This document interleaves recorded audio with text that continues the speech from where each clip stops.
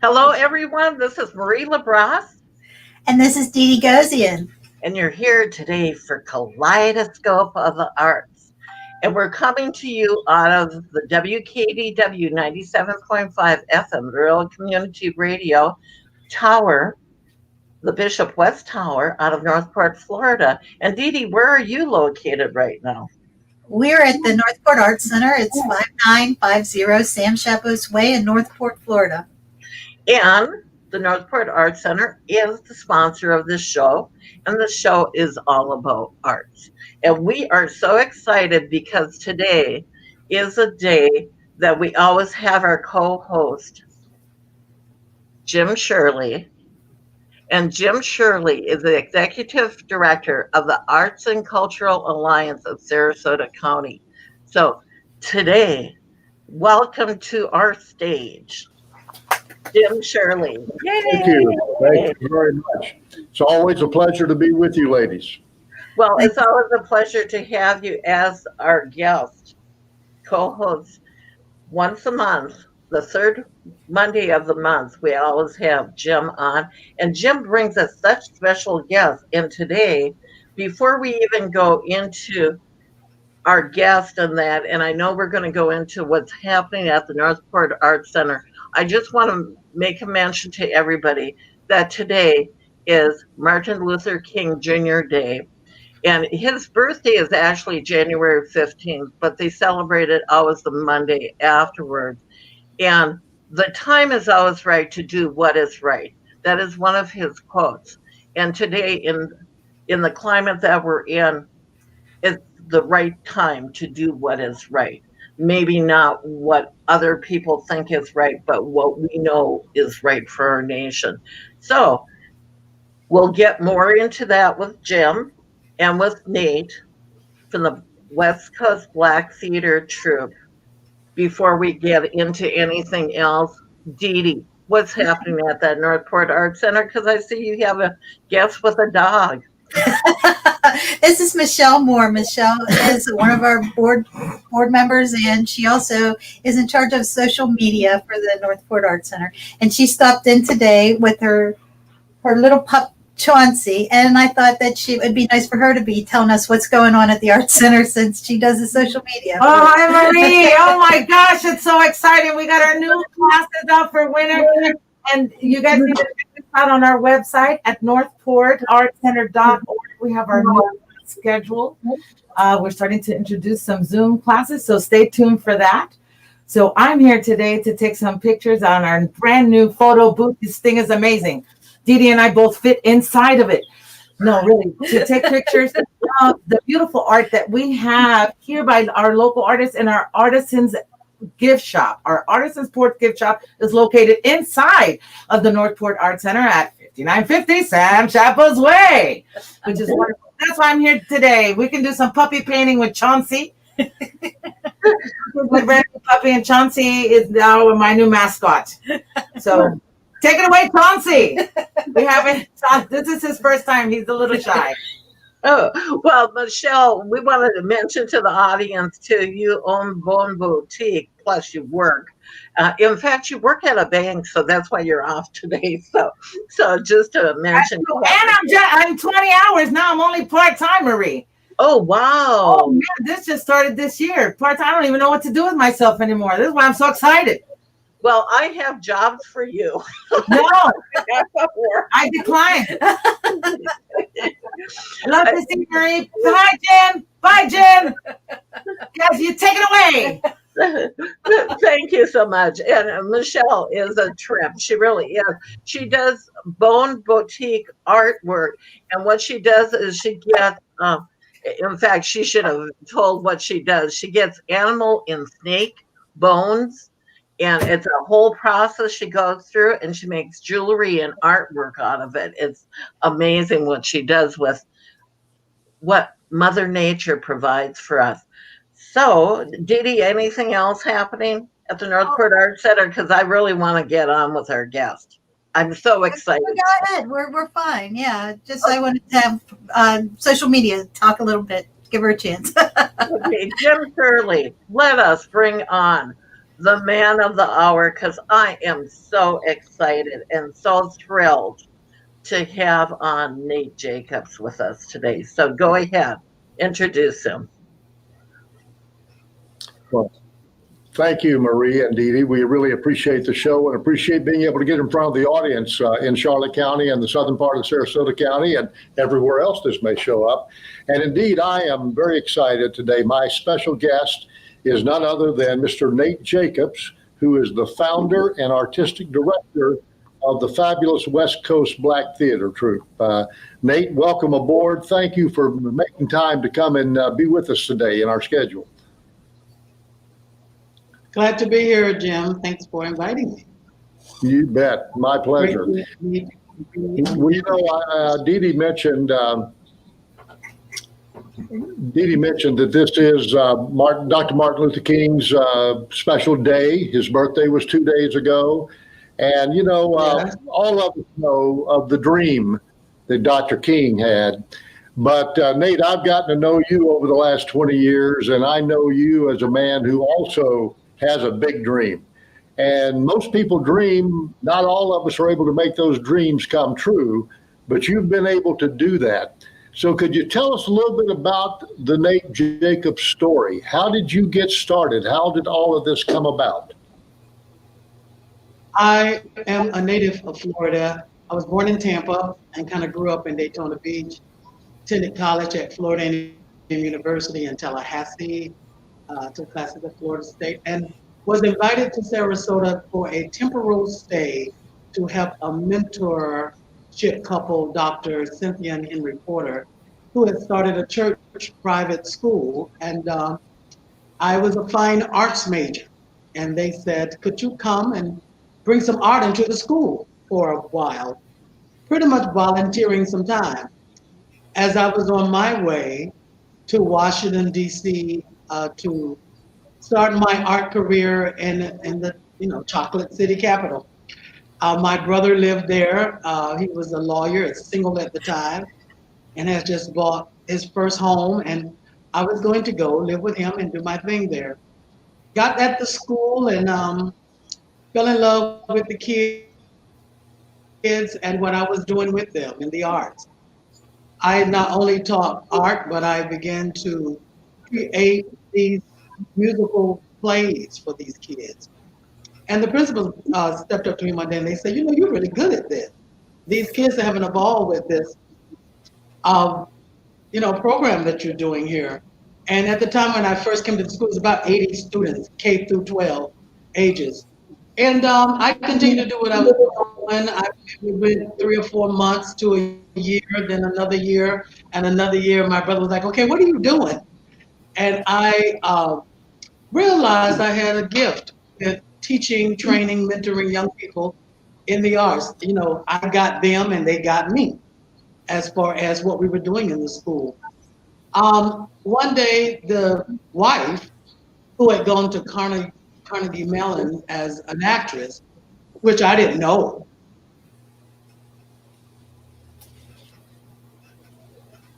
He froze. He's frozen there.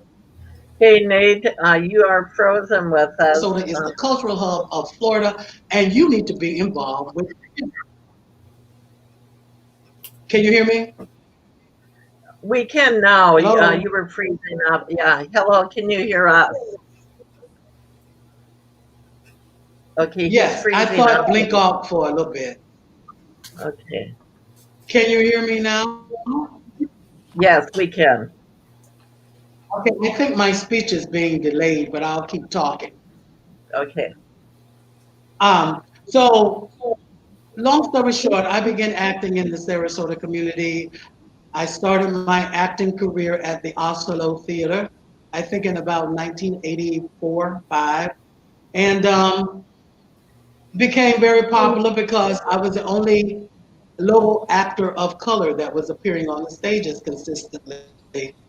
So the critics start writing about this Nate Jacobs. Who is this Nate Jacobs? And I'm reading about myself in the paper going like, they're talking about me? And my career began to grow. And on that journey, I saw a very light of people who look like me, artists of color. Matter of fact, most times I was the only one. Every now and again, Florida Studio Theater would bring in actors of color from New York. But this thing fell in my heart one day that there should be a more inclusive opportunity in the theater of Sarasota, because that's why I got my introduction into professional theater. And I started having conversations with the artistic directors. They kind of patronized my conversations, but I was told things like, well, you know, Nate, we can't take the risk of bringing Black shows to our theater because we don't know if the patrons would support it. Nate, you're the only one that's talking about Black theater. Um, and what is Black theater? What are you talking about? And I was just saying, you know, we have a story too. African Americans have a culture, they have a story, and the stories need to be told. The Black Theater is the place where we tell our history and our story, and chronicle and file our history. And they were like, well, okay. My mentor, who started the school, came to me one day. He said, "Why do you keep talking to everybody about something that you're supposed to do?" And I was like, well, what do you mean? He said, "I don't think there'll ever be a Black theater in Sarasota until you do it." And I told him, I said, I can't start a theater. You know, I'm an artist, I'm a teacher, I'm not a theater producer. And he kept coming to me. He said, one day you're going to realize what you want to see happen is in you. I don't know what he saw that I definitely didn't see, but he kept in my ear about this. Till some years later, I started doing a couple of Black shows at the Players. A gentleman came through to be the producer there, and he said, everybody in Sarasota tells me that Nate Jacobs wants to see more actors of color on stage. He said, I believe the same thing. Not from Florida. Everywhere I go, I have seen diversity. I have managed arts organization. There's always been a strong push with inclusion, diversity. So if you want to do it, I'll work with you. So they gave me a weekend to bring a Black show. Then the production meeting happened, and they said, how does he expect to do a Black show? There's no Black actors auditioning in Sarasota. Where he's going to get actors from? And the guy said, well, if Nate feels like he can do this, we'll do it. Now, this was like 94, 95 now. And I went walking through Newtown, which is the Black community here in Sarasota. And in the grocery stores, I would catch people in the aisles. And I'd say, have you ever done a play before? They look at me like I was crazy.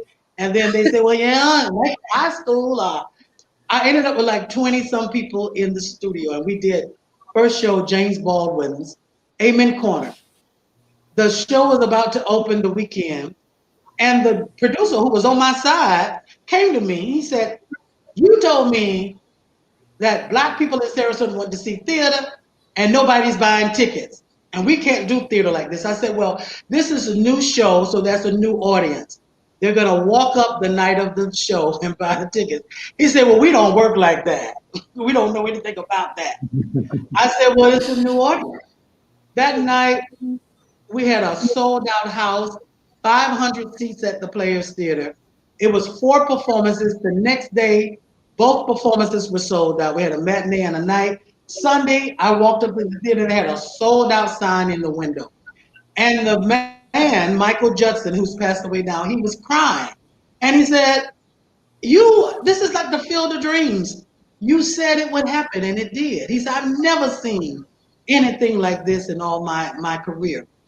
And we went on to do a few more shows there. Then they had this, I was called the special events program. They said they ran out of money, so they stopped producing shows that I was directing. And there I was back at step 1, and I get a call from the Oslo, and Howard Millman said, we want you to come back to the Oslo. You have this conversation going about diversity at the Oslo, and we know we need to do something about it. So I ended up going back, doing professional acting. The first year I went back, I was sitting in the green room one night, and it's like destiny came to sit next to me. I was sitting in the green room by myself because I was one of the only 2 Black, one woman and myself. And I would just go on and take a glass. Thank you, sir. I pour a glass of water. Thank you, sir. Because they did period pieces. And you know, every role for Black people in the period pieces is a servant. And I was sitting in the green room alone and looking at the monitor as the actors were performing, because you could see what's going on stage. And it's like Destiny sat next to me and said, "You can't run anymore. You have to do it now."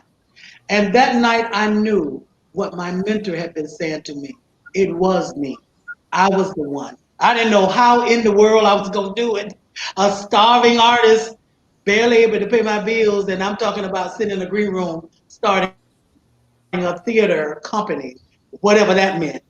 And so I drove away from that theater knowing that the very next day, Dr. Porter called me and he said, "I just want to know what you waiting on," not knowing what I had gone through the night before sitting in the green room.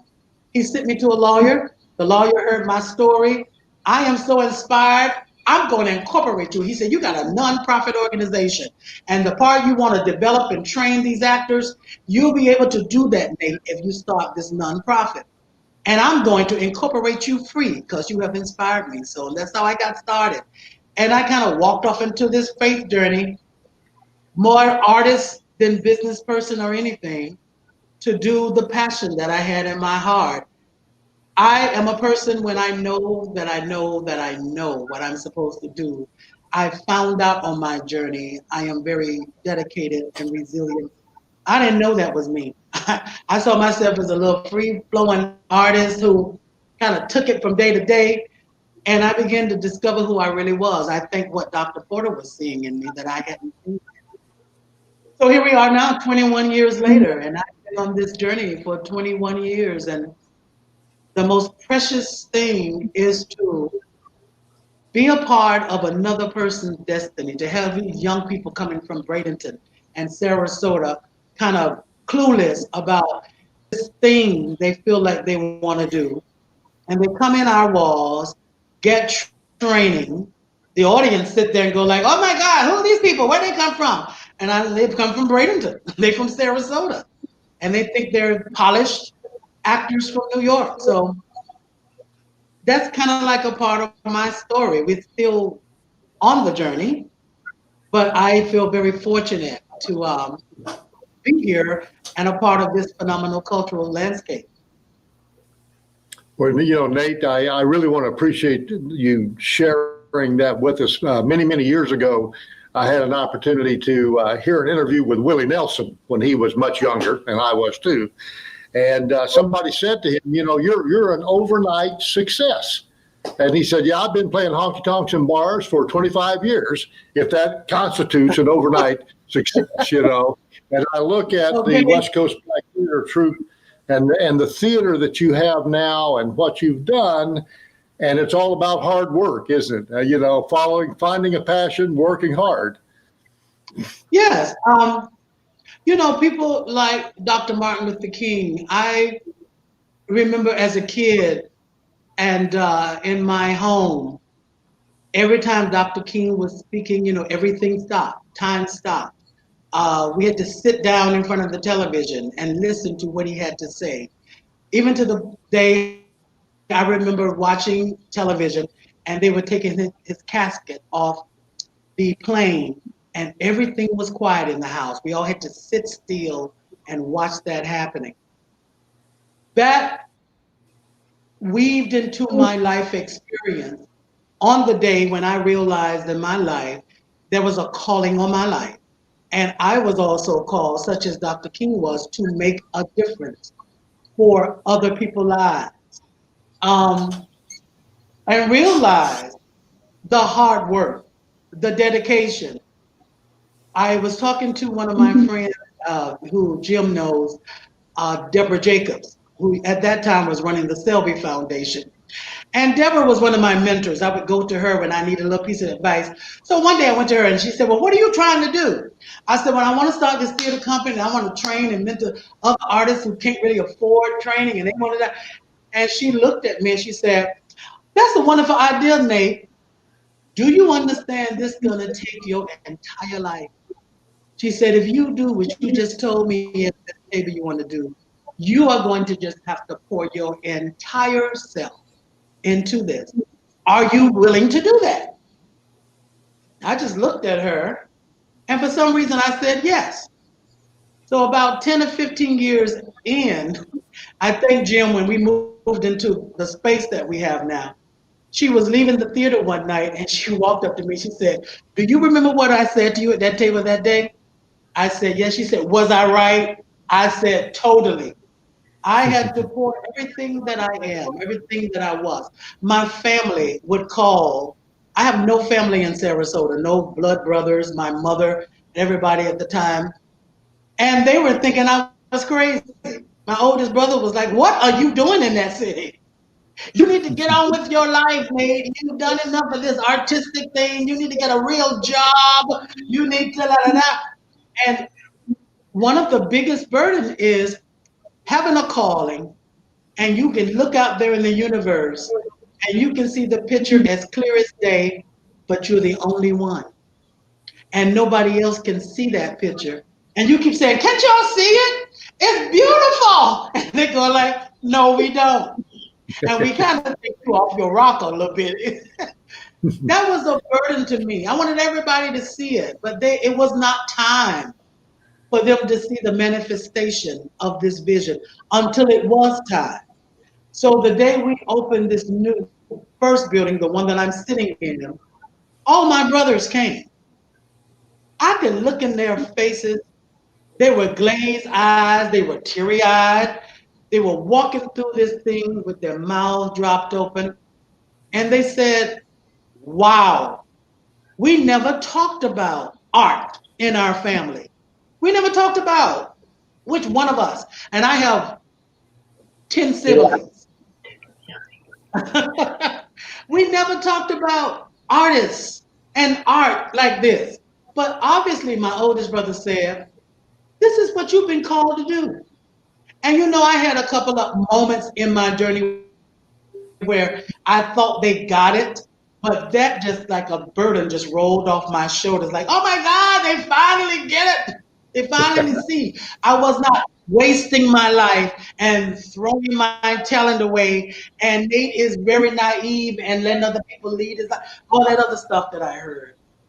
Yeah. So whenever I see stories about people with visions and special callings, which I really feel all of us have on our life, to answer those calls.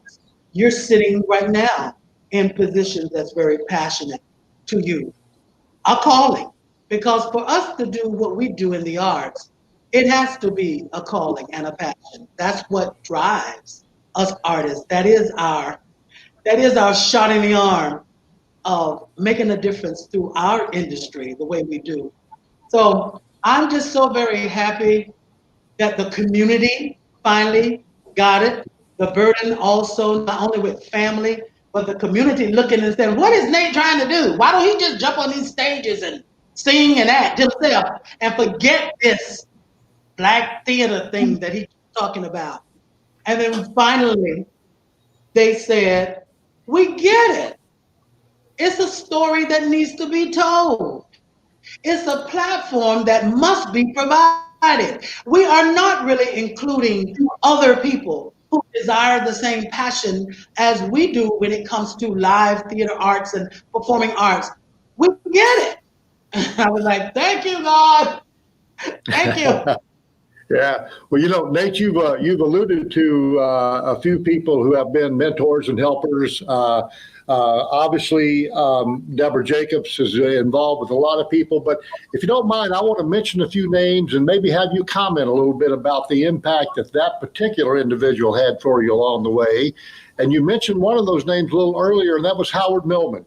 And Howard, I know, has been involved with you for many years. What was the impact that he brought to your story? The night I had that green room moment, it was the end of the season. And when I worked at the Oslo, it's still repertory theater. So you always are cast in 2 or 3 productions. It was the last show I was cast in, and I think the last weekend of performances. Howard said to me as I was leaving out of the stage door, "Oh, we got some great stuff for you next season, Nate." I said, "Howard, I won't be coming back." He looked at me, he said, "Why not?" I said, "I have to go start a theater for people who look like me." So he looked at me. He said, "You're serious?" aren't you? I said, yes. He said, well, if you need my help, you call me. I'll be happy to help you. And I walked out the stage door. That's where that other journey, other than him just being the artistic director and I'm working for him as an actor, that other journey of mentorship began that night. And he was another one that I was called on until he retired. He came on my board, and he was on my board for a year. And I was like, why Howard's not doing something? I'm out here struggling and he's not doing anything. After a year, he met with me. He said, I've been on your board and I know I haven't been doing very much. And I thought, I said to myself, you can say that again. But he said, I was watching you. He said, Nate, the community thinks that you have a lot of support and help behind you. He said, you put these shows on and they think you okay. He said, but you are driving this by yourself. You're pulling this by yourself and the people don't know it. And I had gotten into, by the time Howard retired, I was about 10 years in. And I had tried to open up the vision to other people and trust it into other people's hands, but I always had to go back and save the baby. I was forever going and catching the baby and putting the baby back in my arms. So then I had become this one-man power machine because I felt like I couldn't trust anybody. So I had to do it myself. He said, you need an executive director. You need an executive director like every other arts organization in this town. And he said, you have been executive director, artistic director, costumer, and everything. He said, I promise you, I will find you somebody to help you. So I told him another conversation with Deborah Jacobs. She brought up Christine Jennings. And I knew Christine Jennings. She and I always had this wonderful respect with each other. I performed places many times when she was speaking, running for office, and we would hi and bye, and we always had a wonderful rapport. And we ended up, Howard and I said, we want to meet her. I was thinking to myself, I didn't tell Howard, yeah, right. A wonderful, successful, former 40-year-old banker, white woman is going to come and run a struggling black theater. Right. Okay, we'll see about that. So he said, we're going to meet with her.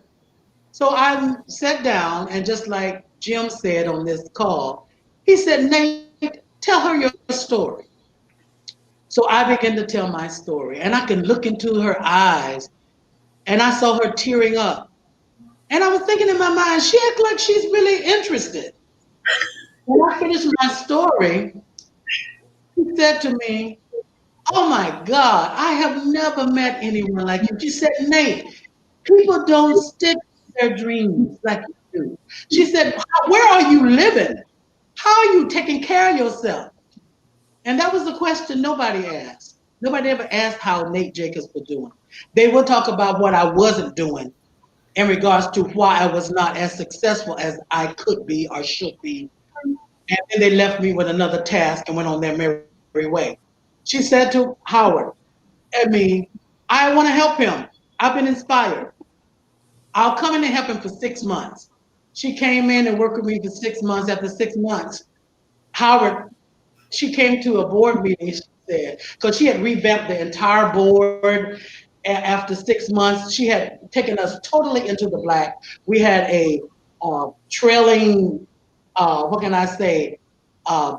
budget that we owed the community, about $150,000 over our 10-year journey. I was stuck with that big old fat bill and didn't know how I was going. We got together and she got rid of the whole, we got us in black. So she told the board after 6 months, nobody is talking about who's coming in after me to help Nate. Nate needs somebody to help him. And I'm getting ready to leave. My 6 months is up. So the meeting was over and Howard runs over in the corner and says, she can't leave. This woman can't leave. I was like, I know, but that's Christine Jennings. That woman does what she want to do. And so the very next morning at the office, I came in. She said, come in. I want to meet with you. We need to talk. So we went into a private corner office and she said, I know I said yesterday that I was leaving. She said, but I have fallen in love with this organization and I am just so inspired with your passion. I don't want to leave. But I don't know if you want me to stay because you know I can be a hard-nosed businesswoman. And she was. I grew Yes, sir. up in a very quick way. And I said, you've already answered my prayer. I said, Howard and I met right after the meeting. And so she stayed 5 years. The most remarkable thing that I think she even knew she was sent. We were just everywhere. We would go into a building to do our shows. Most people didn't know our popularity because we struggled so much. Once we got settled in a space, our audience would find us and then they would just be pouring into the building and, oh no, you can't do this. There's too many people. We can't. So we get thrown out. Then I'd be out searching for another building. Even to the historic Oslo, which I felt was big enough, then they seemed to have come up with a reason why we could not produce in there. And the funny thing was, Howard, I told Howard what was going on. We went to this final meeting with the guy who ran the whole thing. And the guy who was running the theater, he says, well, the reason they can't be in there because they do musicals. So I looked at the man and I said, sir, we were doing musical when you invited me in this building. That is the most ridiculous excuse for not giving us space. And Howard just stopped the meeting. He said, it's just so clear that you guys do not want us here. He said, Nate, this is an insult to your time. And we walked out of the meeting. That same incident happened when Christine came on. We were in a space in town, an art gallery, in the den of an art gallery. And we had the meeting to talk about the next following season. And they went into, you guys are an eyesore, your fingers in the back, we don't like. We stored our set because when we did a show, every performance, we had to set up the theater and we had to take down. So we'd be leaving that place 12 o'clock in the morning sometime, packing our little set in the little storage bin in the back. We had a party, one of those little construction toilet potty things in the back because we couldn't use their bathroom inside because it was very small and they wanted that to be dedicated to the people who came in. So this was 10 years in that we were in this situation. Christine said in that last meeting and the same thing, the people started and she said, Nate, we're leaving. This is an insult to you and everything that you've been doing. We walked out of the meeting. Christine looked at me and she said, why did this community think you don't deserve a building? Why don't they think you deserve a space to do what you are doing? You deserve a building just like everybody else in this town. And she said, we're going to get you one. And she said, we're going to pay it off so nobody can ever throw you out another building again. She said, that burns me up that you've been struggling like this. But she had to be in the heat of the struggle with me. I had been having those situations and conversations for years. Alone. I wouldn't even share those kind of struggles with the troupe.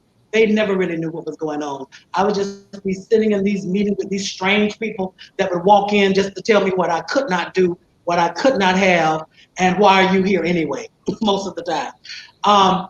So here I am with Christine, and we found a space. We rented it. Lo and behold, I think a year or two in, the whole complex going to foreclosure. And Christine meets me. She said, this is the last piece of news you ever want to hear. She said, Nate, that whole complex is going into foreclosure. And she said, you're going to have to move. She said, I'm a former banker and foreclosures, you don't know where they're going to go. She said, but we're going to have to move again and find you another spot. She said, we're going to send people out to see what they can find. I just thought to myself, you know what? So she came back and said, I talked to the board, we're going to try to buy it. Long story short, the thing goes up on the auction, which is now they do on computer. She said, I don't even know if you can get a loan to even buy this stuff, even if we try to buy it. You don't have that kind of financial record over the history, but BB&T Bank favored us. I met this guy from a third world country, and he said to me, why do you want this complex? Why do you need this complex? And I told him, I want to change the world I live in. I want to help young people find their way in the arts. I want to mentor them, help them be bona fide citizens and find confidence. And the man stood in the parking lot and he said, I'm from a third world country. I'm the only one who ever been to college in my family. He said, and I like your mission. And I'm going to do everything I can to make sure you get this property. So that's who we use as our liaison. In no time of that auction, they gave us the loan. We were standing there and Christine said, put in half of the money. Don't put the whole money in. And we put in half. The property was $700,000. We put in 450 and the thing said accepted. And she started screaming, Dave, you got your money, you got your money. And I was standing there trying to figure out what? And then I heard her. And I just started crying. I couldn't stop crying because my entire journey began to play like a film. All the struggle about building and being thrown out and some of the insulting, degrading situations I had done that I never thought would end and come to this place. So I went and sat down because I couldn't stop crying and everybody ran over, don't cry, Nate, don't cry. And I couldn't stop. I was looking up and Christine sat down in this chair and threw her head back over the chair and closed her eyes and took this deep breath. And I looked over at her and I said, that woman knew she was sent to help me with this. She was just as happy as she could be to see this troupe go into a place of their own in a city like Sarasota, where they truly embrace this vision. So Christine brought that in. Julie Leach, who is our present executive director, was one of the key people that we had recruited on our new board of directors. We brought in a guy after Christine. After that, she said, okay, I'm ready to retire. But she said to me, you will never have to worry about the financial situation of this company. I have set you up in a way that it runs like a machine, and I have dared anybody to mess with it. You are going to be fine. And she said, I'm like the mother bear. If anything goes crazy, I'm going to pounce back in here like a mother bear and get it straight. So don't worry, although I'm retired. So she left, and we had an interim guy come in, just was not a good fit. And next thing I know, Julie Leach stepped in my office and said, Nate, you got so much good stuff working for you now. Things are in place. We are moving up. I didn't plan to do this. I'm an accountant. I have an accounting background, but I want to step in to make sure we secure the success that we have finally found. And Julie has been the one that has been here and led us through the $8 million capital campaign. Not only did they buy this complex, I'm sitting in a meeting, they said, we need to renovate. I thought to myself, they're talking about, they're renovating our building. And they did the campaign. Howard Millman, another faithful woman who has been with me from day one, Eva Slane, who everybody pretty much knows in town, we just started crying again. Because we can understand that that was happening. The architect was standing there because we had come to meet with the architect. And he was standing there looking. And Julie was standing there and they all looked. We just started crying. So they were just standing there looking. And Howard said, this is the miracle theater. He said, I've been in theater for 50 years. I have never seen it like this, Nate. He said, I don't even know what to say. I don't even know what to do. All I know is that this was meant to be. The things that I see happening for you. So now we're on the other side of a totally renovated 2-building campus. And that is the name they call us now, Miracle Theater, because of what's happening for us. You know, Nate, what I love about the story, and you used to say this term for Christine, that she was not only your partner, but the whitest white woman in Sarasota, because she was such a light-colored lady. And to me, the social statement that's being made here is a man of color who worked hard, who struggled, but is now, after all these years, like Dr. King said, is finally being embraced. And Yeah. I think in all of our stupidity from the last year, I do believe that we're making steps forward. And I know that your story has been a large part of helping this community move forward.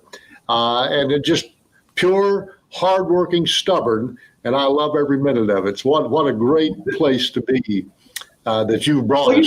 Jim, I just appreciate you. I mean, ever since the day I met you, you have done nothing but give me accolades and appreciation, and not just from the institution, the Art Alliance, but just a personal validation from the day I met you.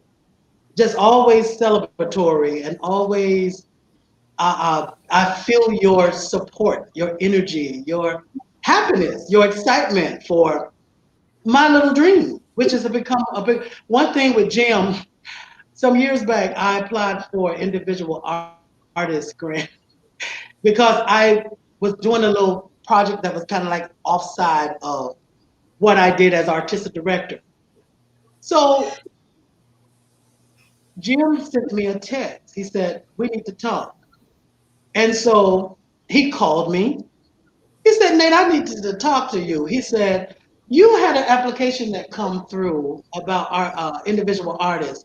He said, "And I told the committee, I need to remind Nate who he is, that yes, he's an artist." He said, "But Nate, the Arts Council celebrate you as an institution." He said, "You are overqualified for this." He said, I had the phone to my ear and I was listening to him. That was the first time, Jim, anybody said that to me. He said, "You are an institution, man." He said, you have no idea how you have affected this community and the impact." And I was listening to him for him to bring me into that understanding from starting as a little struggling artist, and I'm in there doing my passion. I had not interpreted my journey as that. You were the first one that kind of focused me. And I've heard that word since then, mostly from professional people in the industry who have come up.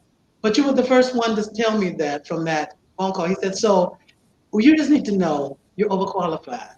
And so this is where you are now."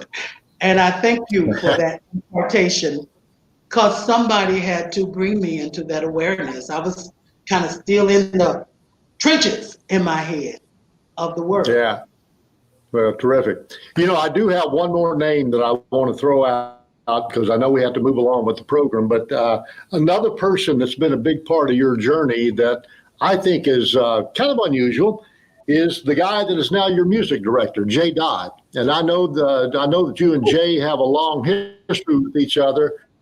But tell me how this happened. I mean, you got a white boy over here as your music director, and you two have an interesting story together, I think.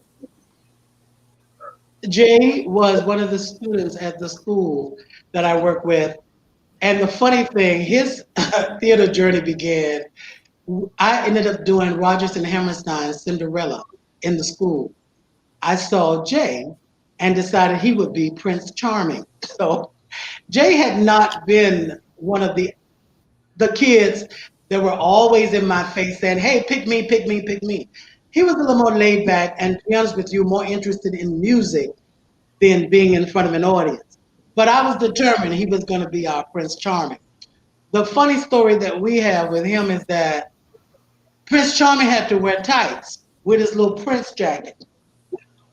So the dress rehearsal, we had bought the tights and the outfit. His parents had bought it, and he wore it. The night that we opened, his mother called me and she said, "I just need to let you know." She said, "Jay took the tights and he hid them. And he wanted to make sure he came to the school tonight with the excuse that he just couldn't find the tights, so he wouldn't have to wear them." She said, "But I got them, and I'm going to give them to you when I get to the school." So he got there. He said, "Mr. Jacobs, I couldn't find my text. I don't know where they are. So of course I pulled them out. I said, they right here. So he put them on, and he was so embarrassed. But the people, first of all, this CJ, and I think he was 13, 14 years old, CJ in a play as a character, and he made the most handsome little prince. And see those tights on, and everybody kind of knowing the tight story. It was so funny. But how he became music director is that Jay, always in music, went to college, majored in music, graduated, and he was very good after he graduated. We got stuck over in Ocala, Florida, where we worked with the community college there, and the guy who ran the music department had confirmed to be the music director for this show called Once on This Island that we toured that weekend. We get there, the guy has not worked on one piece of music, so he's working with this keyboard player. And we walk in, and the woman pulls me in the corner. She said, I just want you to know, we don't know this music. She said, he has not had rehearsals. And she said, I've been talking to him, and we do not. That band is not ready to put this performance on. So, of course, I freak out. We just drove over. Everybody's ready to go. So we start off rehearsal, and it's very clear. She was right. One of the actors, the students who had gone to the school with Jay, actually the daughter of Dr. Porter and his wife, Zeta, she came to me, she said, why don't you call Jay? Now, I don't know where Jay was in the world. We were in Ocala, almost 4 hours from Sarasota. I called Jay and I said, Jay, we kind of stuck. He said, okay, I'm on my way. In a few hours, Jay was there. Now, we got to open this show the same night. Jay came in and got with the lady who was on the keyboard. I fired this guy. He had this big episode. I'm not leaving. I am not leaving. And I called the school and I said, we have a crazy man. And so we had to get rid of him. Jay saves the day. He stays over and plays the next day performances. And I'm watching him. Now, back in the day, he was 15 and he would just beg me, Mr. Jacobs, can I play in the band? Mr. Jacobs, can I play in the band? And I did let him play in one band at 15 years old. So that's when Jay kind of arose and defined himself as someone that could benefit our work. And I began to just use him a little bit more often. And so when we got money after Christine was on board and the new board to start hiring new people, they said, well, we got the organization in shape, Nate. You need help in the artistic department. Who do you have in mind? And I said to them, I want to hire Jay. I said, Jay has been very instrumental in the creative side of this theater company. Jay was kind of surprised because he didn't expect I had that kind of confidence in him at that time. But he has, as Jim can validate, blossomed into the most phenomenal music director and has created a brand and a sound for us that's unlike anywhere else you go. So I kind of mentored him into the theater world, and now he loves it. You know what, Nate? We are just loving your story, and we're going to have you on again. We're coming to the end of our show. Okay. And we want to hear more again. Your passion, your story.